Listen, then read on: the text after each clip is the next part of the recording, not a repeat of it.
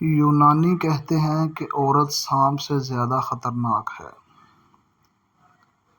سقراط کا کہنا تھا کہ عورت سے زیادہ اور کوئی چیز دنیا میں فتنہ و فساد کی نہیں۔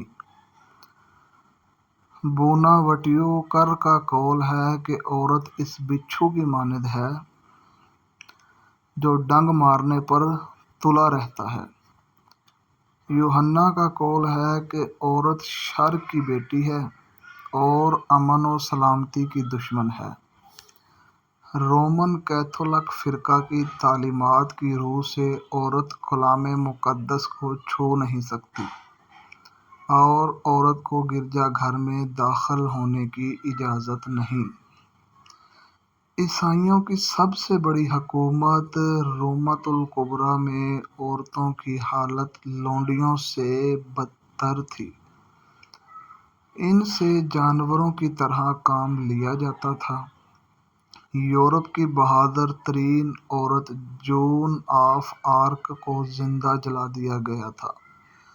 دور جاہلیت کے عربوں میں عورت کو اشعار میں خوب رسوا کیا جاتا تھا اور لڑکیوں کے پیدا ہونے پر ان کو زندہ دفن کر دیا کرتے تھے، لیکن محسن انسانیت رحمت للعالمین حضرت محمد مصطفیٰ صلی اللہ علیہ وآلہ وسلم نے عورت کو وہ مقام عطا فرمایا جو آج تک کسی مذہب میں حاصل نہیں۔